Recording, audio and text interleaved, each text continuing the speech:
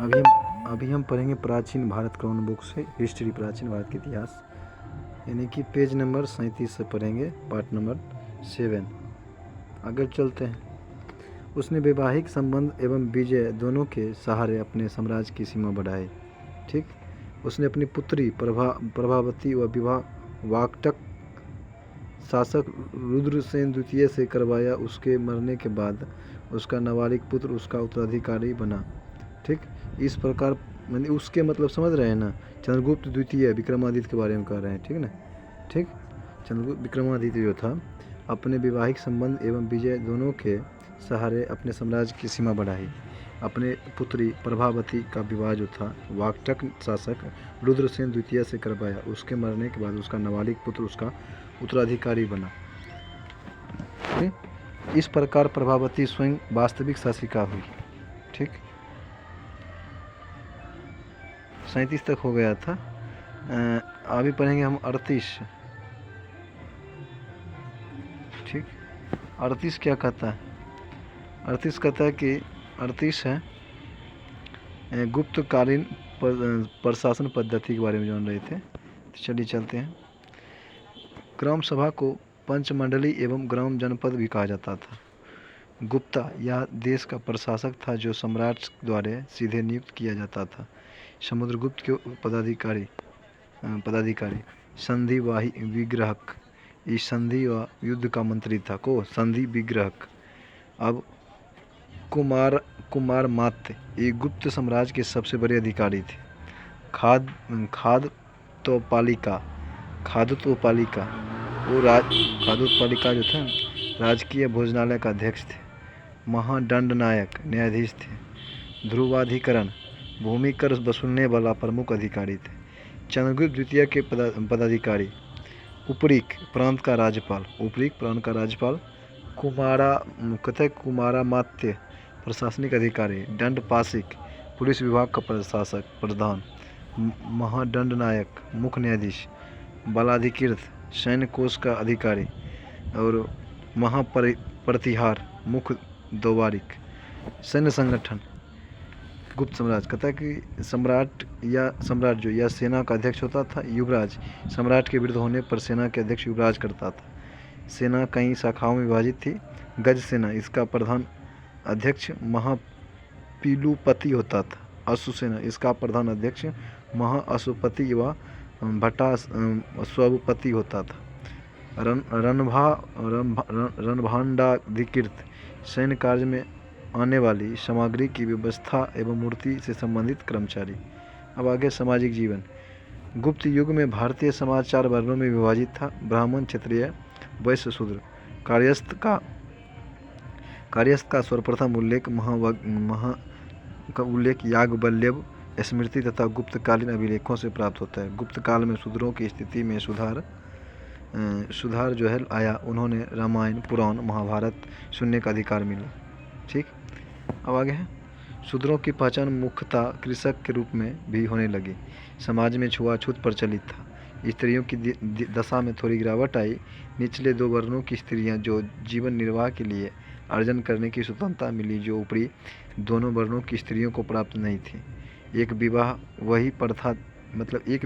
की प्रथा नहीं थी। गुप्त शासक बहुविवाहित करते थे।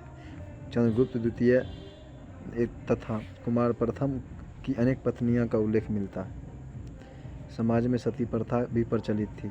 सेनानी गोपराज की पत्नी उसके साथ चिता पर जल गई थी। कौन? सेनानी गोपराज की पत्नी। इसका उल्लेख भानुगुप्त के एरन अभिलेख की 510 ईस्वी में मिलता है। स्मृतिकार कात्यायन के अनुसार स्त्री अपने स्त्री धन के साथ अपनी आंचल संपत्ति को भी बेच सकती थी। समाज में वेश्यावृत्ति का अस्तित्व था। वेश्याओं को गणिका कहा जाता था। गुप्त काल में कहते हैं धार्मिक जीवन। गुप्त काल में बौद्ध धर्म को राजाश्रय मिलना समाप्त हो गया तथा भागवत धर्म केंद्र बिंदु बन गए। गुप्त शासक वैष्णव धर्मावलंबी थे। इस काल में त्रिमूर्ति अथवा ब्रह्मा सृजन करने वाला था। ब्रह्मा विष्णु महेश। सृजनकर्ता ब्रह्मा और पालनकर्ता विष्णु और संहारक शिव को कहा गया है। अब आगे गुप्त काल में मूर्ति पूजा ब्राह्मणीय धर्म का समान लक्षण हो गया। चंद्रगुप्त द्वितीय एवं कुमारगुप्त के सिक्के पर विष्णु के वाहन गरुड़ का चित्रण पाया जाता है, जो कि गुप्त वंश का राजकीय चिन्ह था। देवगढ़ यहाँ का 10वां अवतार मंदिर गुप्त युग का वैष्णव धर्म संबंधी सबसे क्या था, सबसे महत्वपूर्ण मतलब जो था आपका सबसे महत्वपूर्ण अवशेष है। यह मंदिर पंचायतन श्रेणी का है। गंगधर अभिलेख में विष्णु को मधुसूदन कहा गया है। हरिहर के रूप में शिव को विष्णु के साथ दर्शाया गया है, जो वैष्णव व शैव धर्म के समन्वय का प्रमाण था। गुप्त युग में मथुरा एवं वल्लभी में जैन भाषाओं का आयोजन हुआ। अब आगे है आपका आर्थिक जीवन क्या था गुप्तकाल। गुप्तकालीन मुद्राएं एवं अभिलेख तत्कालिक आर्थिक समृद्धि को दर्शाते हैं। कृषि मूलक अर्थव्यवस्था, व्यापार, विकसित उद्योग धंधे गुप्तकाल की समृद्धि के कारक है। भूमि, इस काल में 5 प्रकार की भूमि का उल्लेख मिलता है। क्षेत्र भूमि, कृषि योग्य भूमि को कहा जाता था। वस्तु भूमि, रहने वाले योग्य भूमि को। चारागाह भूमि, पशुओं के चारा योग्य भूमि को। खील भूमि, जो भूमि जोतने योग्य नहीं होता था। अपरहत भूमि, बिना जोती गई जंगली भूमि। कर व्यवस्था कैसा था। आय का मुख्य स्रोत जो भू राजस्व होता था। कर के 1/4 से 1/6 भाग तक लिया जाता था। गुप्तकालीन आर्थिक शब्दावली, जैसे कि भाग, राजा को भूमि उत्पादन से प्राप्त होने वाला हिस्सा भाग। भोग, राजा को उपहार रूप मिलने वाला कर भोग। उदरंग, अस्थायी काश्तकारों के लिए कर। उपरिक, अस्थायी कृषकों के लिए कर। हिरण्य, द्रव्य यानी कि नगद के रूप में दिया जाने वाला कर। बिष्टि, निःशुल्क या बेगार श्रम। दिनार, स्वर्ण मुद्राएं। अग्रहार, मंदिरों व ब्राह्मणों को दान में दी जाने वाली पहली अनाज। अब आगे है भूमि कर संग्रह करने वाला पदाधिकारी ध्रुवाधुकरण या ध्रुवाधिकरण कहलाता था। व्यापारिक करवा को नेतृत्व करने वाला व्यक्ति सारथवाह कहलाता था। इस काल में व्यापारियों तथा शिल्पियों के 4 संगठन थे: निगम, पूग, गण एवं श्रेणियाँ। श्रेणियों के प्रधान को ज्येष्ठक कहा जाता था। सिंचाई के लिए राहत या घटयंत्र का प्रयोग होता था। भूमि संबंधी विवादों को निपटाने वाले अधिकारी को न्यायाधिकरणी कहा जाता था। कर्णिक व महापक्षपटलिक नामक अधिकारी भूमि अभिलेखों को सुरक्षित रखने का कार्य करते थे। बंदरगाह, पूर्वी भारत, तथा कि पूर्वी भारत में आता है ताम्रलिप्ति या घंटसाला। पश्चिम भारत में आता है भृगुकक्ष या सोपारा कल्याण। इस समय उज्जैन व्यापार का मुख्य केंद्र था। गुप्त युग में वैज्ञानिक प्रगति। गुप्त काल में आर्यभट्ट प्रसिद्ध गणितज्ञ थे। अपनी पुस्तक आर्यभट्टीय में उन्होंने पृथ्वी को गोल बताया तथा उसकी परिधि का सही अनुमान लगाया। दशागीतिक सूत्र एवं आर्यष्टक शतक आर्य की भी अन्य रचनाएं। कौन? दशागीतिक सूत्र या आर्यष्टक शतक। आर्यभट्ट ने आर्यभट्टीय में दशमलव प्रणाली का वर्णन किया। बराहमिहिर ने अपने ग्रंथ पंच सिद्धांतिका में 5 प्राचीन सिद्धांतों जैसे पितामह, रोमक, पोलिस, बष्ठी तथा सूर्य का निरूपण किया। अब आगे ब्राह्मणगुप्त जो प्रसिद्ध गणितज्ञ थे, उन्हें ब्रह्म सिद्धांत की रचना की। श्रुत ने आयुर्वेदिक चिकित्सा के क्षेत्र में महत्वपूर्ण अनुसंधान किए। धनवंतरी, जिन्हें भारतीय आयुर्वेद का पिता कहा जाता था, चंद्रगुप्त द्वितीय के दरबार में रहते थे। अब आगे है इनके दरबार में रहने वाले चिकित्सक थे धनवंतरी। भास्कर ने 3 ग्रंथों की रचना की: महाभाष्यकर, लघु भास्कर और भाष्य। लाटदेव को सूर्य सिद्धांत गुरु कहा जाता था। गुप्त कला के क्षेत्र में गुप्त काल अपनी उत्कृष्टता की चरम सीमा पर पहुंच गया। इस काल के मंदिर वास्तुकला के सर्वोत्तम उदाहरण हैं। इसमें शिखर युक्त मंदिर, इनकी देवगढ़ झांसी प्रमुख हैं। प्रमुख मंदिर जैसे गुप्त काल में धम्मेख स्तूप, सारनाथ उत्तर प्रदेश। शिव मंदिर भुमड़ा कहाँ पड़ता है? नागौर मध्य प्रदेश में। पार्वती मंदिर नचना कुठार मध्य प्रदेश में। 10वां अवतार मंदिर देवगढ़ झांसी में। भीतर गांव मंदिर कानपुर उत्तर प्रदेश में। विष्णु मंदिर तिगवा जबलपुर मध्य प्रदेश में, विष्णु मंदिर उदयपुर विदिशा में, शिव मंदिर अहिछत्र बरेली उत्तर प्रदेश में, लक्ष्मण मंदिर सिरपुर ईंटों से निर्मित है। कहता है कि पयाया का मंदिर पवाया का मंदिर नागौद में, खोह का मंदिर शंकरगढ़ का मंदिर, खोद मतलब खोह का मंदिर है। कहता है पवाया का मंदिर जो है, पवाया का मंदिर नागौद में, खोह का मंदिर शंकर मठ का मंदिर जबलपुर आदि भी गुप्त काल के आकर्षक मंदिर हैं। गुप्त काल में चित्रकला भी अपने वैभव गौरव तथा तकनीक की चरम सीमा पर पहुंच गई। अजंता की चित्रकारी, अजंता की गुफाएं महाराष्ट्र के औरंगाबाद जिले में स्थित है। कुल 29 गुफाएं में से गुफा संख्या 16, 17 और 19 गुप्त काल में संबंधित है। अजंता की खोज 1819 में सर जेम्स अलेक्जेंडर ने की थी। गुफा संख्या 16 में मरणासन राजकुमारी का चित्र है। अब आगे है गुफा संख्या 17 में जातक कथाओं का उल्लेख है। इसमें बुध को यशोधरा से भिक्षा मांगते एवं यशोधरा द्वारा राहुल को बुध को सौंपते हुए दिखाई गया है। इस गुफा में सिंहल के राजदरबार का भी चित्र है। इसे चित्रों का चित्रकला कहा जाता है। अजंता की गुफाओं के चित्र बौद्ध धर्म के महायान शाखा से संबंधित हैं। बाघ की गुफाएं मध्य प्रदेश के धार जिले में विंध्य पर्वत को काटकर बाघ की गुफाएं का निर्माण हुआ। बाघ की गुफाएं धर्मनिरपेक्ष एवं लौकिक हैं। गुप्तकालीन साहित्य, गुप्तकाल सांस्कृतिक साहित्य का स्वर्ण युग कहा जाता था। गुप्त काल को कालिदास जो चंद्रगुप्त द्वितीय के दरबार में थे, वे संस्कृत भाषा के सबसे प्रसिद्ध कवि हुए। उन्हें भारत का शेक्सपियर कहा जाता है। कहता है कि याज्ञवल्लभ स्मृति, कात्यायन स्मृति, बृहस्पति स्मृति और पराशर स्मृति की रचना गुप्त काल में हुई थी। वीरसेन उदयगिरी गुहा लेख का रचनाकार था। वीरसेन उदयगिरी। मंदसौर प्रशस्ति की रचना वत्स भट्ट ने की थी।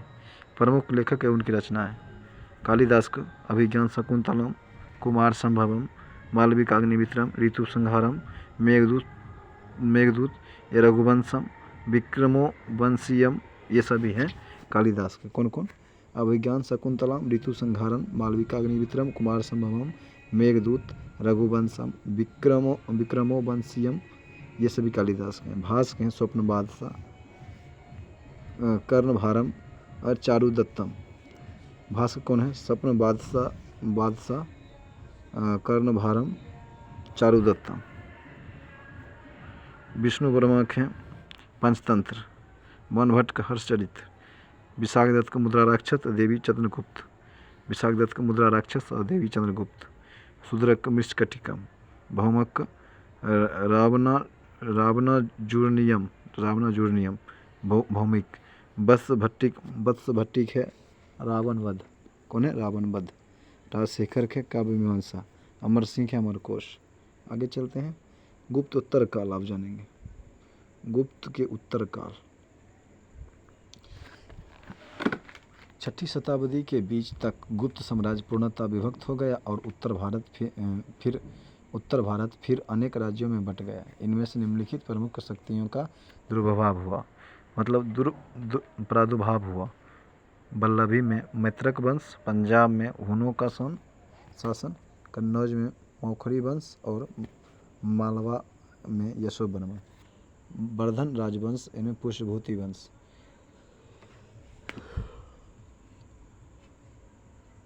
पुष्यभूति ये इस वंश का संस्थापक था। इसने थानेसर यानी हरियाणा व अम्बाला जिले में इस वंश की स्थापना की। प्रभाकर वर्धन या वर्धन वंश की शक्ति और प्रतिष्ठा का संस्थापक था। प्रभाकर वर्धन की पत्नी यशोमती से 2 पुत्र राजवर्धन और हर्षवर्धन तथा एक कन्या राजश्री उत्पन्न हुई। राजश्री का विवाह कन्नौज के मौखरी नरेश ग्रहवर्मन से हुआ। राजवर्धन अपने पिता की मृत्यु के बाद राजवर्धन गद्दी पर बैठा।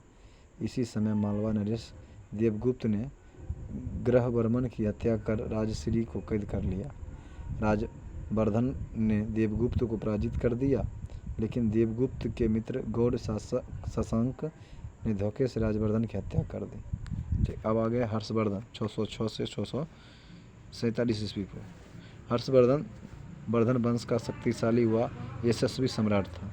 मात्र 16 वर्ष की आयु में वह विकट परिस्थिति में गद्दी पर बैठा।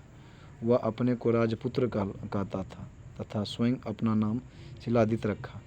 हर्ष ने अपने आचार्य दिवाकर मित्र की सहायता से राजश्री को खोज निकाली।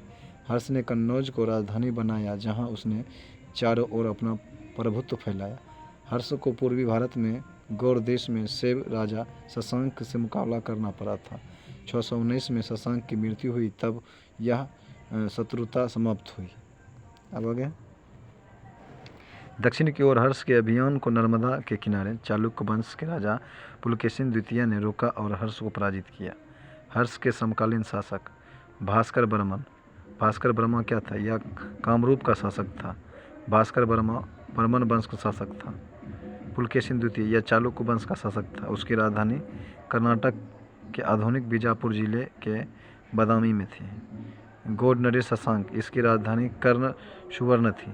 यह कट्टर शैव शासक था जिसने बौद्ध वृक्ष कटवा दिया था शशांक ने। ध्रुवसेन द्वितीय यह वल्लभी गुजरात का शासक था। इसे हर्ष ने पराजित किया। बाद में हर्ष ने अपनी पुत्री की शादी इसी से कर दी। हैंसोंग 629 से 645 ईस्वी में। चीनी यात्री हैंसोंग जो था, हैंसोंग हर्ष के शासनकाल में भारत आया था। वह नालंदा महाविद्यालय यानी कि बौद्ध विद्यालय में पढ़ने के लिए तथा बौद्ध ग्रंथ को एकत्रित कर ले जाने के उद्देश्य आया था। हैंसोंग ने शूद्रों को कृषक कहा। हैंसोंग को यात्रियों का राजकुमार, नीति का पंडित या वर्तमान शाक्यमुनि कहा जाता है। हर्ष ने बौद्ध धर्म की महायान शाखा को अपना संरक्षक प्रदान किया। कर हर्ष काल में 3 प्रकार के करों की जानकारी प्राप्त थी। हिरण्य, नगद कर, भाग कृषि उपज का 1/10वां भाग, बलि इसके बारे में पर्याप्त जानकारी प्राप्त नहीं है। साहित्य हर्ष के दरबार में अनेक विद्वानों का निवास स्थान था। बाणभट्ट, मयूर, मातंग दीवार थे। बाणभट्ट हर्ष का दरबारी कवि था जिसने हर्षचरित कादंबरी की रचना की। मयूर ने सूर्य शतक की रचना की। सूर्य शतक मयूर। हर्ष ने स्वयं 3 नाटक प्रियदर्शिका, रत्नावली और नागानंदन की रचना की। अब आगे प्रयाग की महामोक्ष परिषद। हर्ष प्रयाग के प्रत्येक 5 वर्ष में महामोक्ष परिषद का आयोजन करवाता था। इसने प्रथम दिन बुध की, दूसरे दिन सूर्य की, तीसरे दिन शिव की पूजा की थी। यहाँ पूजा की जाती थी तथा चौथे दिन दान दिया जाता था। हैंसोंग जो था 6ठे परिषद में सम्मिलित हुआ। प्रशासन हर्ष को भारत का अंतिम हिंदू सम्राट कहा गया, लेकिन न तो वह कट्टर था न ही पूरे देश का शासक था। उसका राज्य कश्मीर को छोड़कर के उत्तर भारत तक सीमित था। अब आगे महत्वपूर्ण शब्दावली, जैसे महाराज हर्ष के अधीनस्थ शासक, ठीक। सचिव या अमात्य, मंत्री परिषद के मंत्री, भुक्ति प्रांत। अब आगे है ऊपरी या राष्ट्रिक, भुक्ति का प्रशासक, ग्रामापक्षटलिक, ग्राम शासन का प्रधान, चाट या भाट, पुलिसकर्मी, दंडपाशिक, पुलिस विभाग का, दंडिक अधिकारी, वृद्धेश्वर, अश्व सेना का अधिकारी, बलाधिकृत, पैदल सेना का अधिकारी। नालंदा महाविद्यालय हर्ष के समय नालंदा महाविद्यालय जो था, जिसकी स्थापना कुमारगुप्त प्रथम ने करवाई थी, महायान बौद्ध की शिक्षा का प्रमुख केंद्र था। हर्ष के समय यहाँ के कुलपति आचार्यशील बदले थे। अब आगे हर्षचरित्र के अनुसार कुछ महत्वपूर्ण अधिकारी। सिंहनाद मुख्य सेनापति, अवंती शांति एवं युद्ध का मंत्री, स्कंदगुप्त हाथी सेना का मुख्य अधिकारी, कुंतल अश्व सेना का प्रधान अधिकारी। अब आगे है दक्षिण भारत का इतिहास। महापाषाणिक यानी कि मेगालिथिक पृष्ठभूमि। प्रायद्वीपीय भारत के उच्च भागों में वे लोग बसते थे जो महापाषाण निर्माताओं थे। उनका पता उनकी कब्रों से चलता है जो महापाषाण कहलाते थे। इन कब्रों को महापाषाण इसलिए कहते हैं कि इन्हें बड़े बड़े पत्थरों के टुकड़े से घेर करके दिया जाता था। इन कब्रों के दफनाए गए लोगों के न केवल अस्थिपंजर की बल्कि मृदभांड और लोहे की वस्तुएं भी मिलती है, जिसमें काला व लाल मृदभांड अधिक प्रचलित है। पल्लव वंश इक्ष्वाकुओं को अपदस्थ कर उनकी जगह पल्लव आ गए। पल्लव का अर्थ है लता। यह शब्द टोंडाई का रूपांतरण है, जो लता का वही वाचक। संभवतः पल्लवों की स्थानीय जनजाति थी जिसने टोंडाई नाइडू अर्थात लताओं के देश में अपनी सत्ता स्थापित की। पल्लवों ने अपनी राजधानी कांची में बनाई। ठीक, अब आगे प्रमुख पल्लव शासक। बप्पदेव यह पल्लव वंश का संस्थापक था। बप्पदेव। श्री विष्णु इससे पहला महापूर्व पल्लव राजा माना जाता था। पुरातात्विक स्रोतों से पता चलता है कि वे वैष्णव थे। श्री विष्णु। अब आगे किरातार्जुनीयम तथा 10 कुमार चरितम के लेखक भारवी श्री विष्णु के दरबार में रहते थे। महेंद्र वर्मन प्रथम। पल्लव वंश का उत्कर्ष महेंद्र वर्मन प्रथम के शासनारोहण के साथ शुरू हुआ। इसके शासनकाल में पल्लव तथा चालुक्यों के बीच लंबा संघर्ष शुरू हुआ। पुलकेशिन द्वितीय ने इसे पराजित किया। महेंद्र वर्मन प्रथम ने महामत विलास प्रहसन की रचना की। वास्तुकला के क्षेत्र में उसने मंडप शैली यानी कि महेंद्र शैली को प्रारंभ किया। प्रारंभ में वह जैन मतानुयायी था, किंतु नयनार संत अप्पार से प्रभावित होकर के उसे शैव धर्म को अपनाया। नरसिंह वर्मन प्रथम यह महान पल्लव शासक था जिसने पुलकेशिन द्वितीय को हत्या कर बादामी पर अधिकार कर लिया था। अतः उसने बतापी को जीतने वाला की उपाधि धारण की। उसने मामल्लपुरम नामक नगर बसाया। ह्वेनसांग ने इसी के शासनकाल में कांची की यात्रा की थी। नरसिंह वर्मन द्वितीय कहता है कि इसका शासनकाल शांति, समृद्धि तथा मंदिरों के निर्माण का काल था। डांडिन नामक विद्वान इन्हीं के दरबार में रहता था। डांडिन इसने कांची के कैलाश मंदिर का निर्माण भी करवाया था। कौन?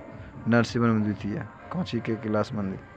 नंदी वर्मन द्वितीय यह वैष्णव धर्म अनुयायी था। इसने राष्ट्रकूट शासक दंतिदुर्ग की पुत्री रेवा से शादी की। अपराजित यह पल्लवों का अंतिम महत्वपूर्ण शासक था। जो शासक अत्यधिक चोल ने पराजित पल्लव पर आक्रमण कर पल्लव राज्य पर अधिकार कर लिया। कला एवं वास्तुकला के क्षेत्र में पल्लवों का योगदान। द्रविड़ शैली। पल्लवों के नेतृत्व में वास्तुकला की द्रविड़ शैली का विकास 4 चरणों में हुआ। महेंद्र शैली या मंड शैली, उदाहरण के लिए शिलाकृत मंडकोंडा मंदिर एवं उंडावल्ली का अंकतेश्वर मंदिर। नरसिंह शैली, मामल्ल व महामल्ल शैली, इसमें रथ या एकाशिलाखंडीय एकात्मिक मंदिर जो ममल्लपुरम में पाए जाते हैं। ये 7 पेंगोड़ों के नाम से जाने जाते हैं, किंतु वास्तव में 8 हैं। धर्मराज अर्जुन, भीम, सहदेव, द्रौपदी, गणेश, पिदारी एवं बलायन और कुट्टिया। राजसिंह शैली, इस शैली का प्रयोग नरसिंह वर्मन द्वितीय ने किया था। उदाहरण के महाबलीपुरम का तट ईश्वर तथा मुकुट मंदिर, कांची का कैलाश मंदिर एवं ऐरावतेश्वर मंदिर। नरसिंह वर्मन शैली। नंदी वर्धन शैली।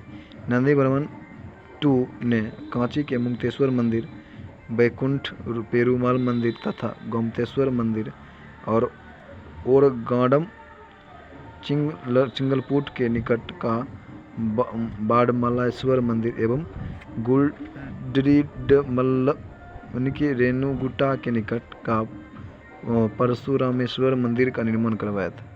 अब आगे संगम साहित्य। तमिल कवियों का एक संगम मदुरई में राजकीय संरक्षण में फला फूला। इसमें 9990 9990 यानी कि 9990 यानी 9990 वर्षों में लंबे अंतराल पर 3 संगम आयोजित हुए, जिनमें से 8598 कवियों ने भी भाग लिया। इसके प्रमुख संरक्षक 197 पांड्य राजा थे। प्रमुख तमिल साहित्य। संगम साहित्य में तमिल ग्रंथ यानी कि तोल्काप्पियम, एत्तुतोगई 8 महाकाव्य संग्रह, पाटुपत्तु 10 काव्य संग्रह, पादिनेन किलक्कन्नू 18 लघु काव्य और 3 महाकाव्य आते हैं। तोल्काप्पियम, इसकी रचना तोल्काप्पियर ने की थी। यह तमिल व्याकरण है। महाकाव्य शिल्पाधिकारम, रत्नजड़ित नुपुर, इसका लेख इलंगो था यानी कि चोल शासक करिकल का पुत्र। मणिमेगले, इसकी रचना कवि सत्यानारायण ने की थी। शिवगसिंदामणि तिरुक्कदेवर। अब आगे संगम। संगम के क्रम स्थान अध्यक्ष। संगम, प्रथम संगम मदुरै में हुआ था अगस्त्य ऋषि के समय में। दूसरा का हुआ था संगम और कपाटपुरम में अगस्त्य ऋषि के समय में। और तीसरा का हुआ था उत्तरी मथुरा में नक्कीरस महाकवि थे। आपका तक प्रथम संगम जो हुआ था उसमें प्रमुख ग्रंथ था परिडाल या मुदुनौर अकित्यम। दूसरा का जो हुआ था इसमें था अगत्यम, कली, ब्यालमाले और कुरुक। तीसरा का था नुत्रेम्बुत्थत, बड़ी, परिपाडल और नत्रेने। ठीक, अब आगे है, बस आगे है। आगे संगम साहित्य में तमिल देश के 3 राज्यों चोल, चेर तथा पांड्य का विवरण प्राप्त होता। चोल राज्य पन्नार तथा दक्षिणी वेल्लास के बीच स्थित था। करिकल इनका सबसे प्रतापी राजा था। पुहार पत्तन का निर्माण इसी के समय में हुआ था। चोलों का राज्य आधुनिक केरल राज्य में स्थित था। सेनगुहटुवन इनका प्रमुख राजा था जिसने आदिराज की उपाधि ग्रहण की। पांड्य राज्य कावेरी के दक्षिण में स्थित था। ठीक, इसकी राजधानी मदुरै थी। पांड्य राजाओं ने नेंडुजेलियन सर्वे शक्तिशाली था। चालुक्य वंश बादामी के चालुक्य थे। जयसिंह ताप्ती के चालुक्य वंश का संस्थापक था। जयसिंह कदम्बों के अधीन शासक था। पुलकेशिन प्रथम, बादामी के चालुक्यों का उत्कर्ष पुलकेशिन प्रथम के समय में हुआ था। उसने बीजापुर के निकट वातापी तथा बादामी को अपना राजधानी बनाया। कीर्तिवर्मन प्रथम इसे कदम्बों को नष्ट कर दिया और गोवा पर अधिकार कर लिया। पुलकेशिन द्वितीय, यह इस वंश का महान शासक था जिसने हर्ष के विजय अभियान को नर्मदा नदी के तट पर रोका था। उसने जैन मतानुयायी रविकीर्ति से एहोल अभिलेख लिखवाया जिसकी भाषा संस्कृत एवं लिपि ब्राह्मणी थी। कीर्तिवर्मन द्वितीय इस वंश का अंतिम शासक था जिसने राष्ट्रकूट शासक दंतीदुर्ग से पराजित कर अपनी सत्ता को स्थानांतरित किया था। चालुक्यों का योगदान। चालुक्यों ने वास्तुकला के क्षेत्र में दक्कन या बेसर शैली, जो दैरवी और नागर शैली का मेल जोता है, उसका जो था आपका निर्माण करवाया। एहोल के मंदिरों का शहर कहा जाता था। यह 70 मंदिरों का साक्ष्य मिले जिसमें 4 दर्शनीय देखने योग्य है। देखिए, लाडखान मंदिर, हसीम मुल्ली गुड्डी मंदिर, दुर्गा मंदिर और मेगुती का जैन मंदिर, बादामी का मेलागित्ती शिवालय, पट्टडकल मंदिर, पट्टडकल पापनाथ मंदिर, विरूपाक्ष मंदिर इसे विक्रमादित्य द्वितीय की रानी लोक महादेवी ने बनवाया था। त्रिलोकेश्वर महादेव मंदिर इसे विक्रमादित्य दूसरा की दूसरी रानी त्रिलोक महादेवी ने बनवाया था। बेंगी के चालुक्य। पुलकेशिन द्वितीय ने आंध्र को जीत करके अपने भाई विष्णुवर्धन को दिया जिसमें बेंगी के चालुक्य वंश की स्थापना की। इस वंश के अन्य महत्वपूर्ण शासक थे Vijayaditya, Vishnuvardhana IV, Vijayaditya II, Vijayaditya III और गुगनख भीमवन। कल्याणी के चालुक्य। इस वंश की स्थापना तैलप द्वितीय ने की थी। इसने राष्ट्रकूट राजा कर्क द्वितीय को मार करके इस वंश की स्थापना की। तैलप द्वितीय की राजधानी मौनखेड़ थी। सोमेश्वर II अपनी राजधानी मौनखेड़ से कल्याण ले गया। विक्रमादित्य चतुर्थ इस वंश का एक महान शासक था। विक्रमांक देव चरित्र के लेखक बिल्हन तथा मित्राक्षर लेखक विक्रमेश्वर को इसका परश्रय मिला हुआ। सोमेश्वर III के काल में चालुक्य राजा बिखरने लगा। इसे अभिलाषित चिंतामणि ठीक है की रचना की जिसके कारण इसे सर्वज्ञ भी कहा जाता है। बस यहाँ पर प्राचीन इतिहास खत्म होता है। ठीक, अब अगले दिन होगा मध्यकालीन इतिहास।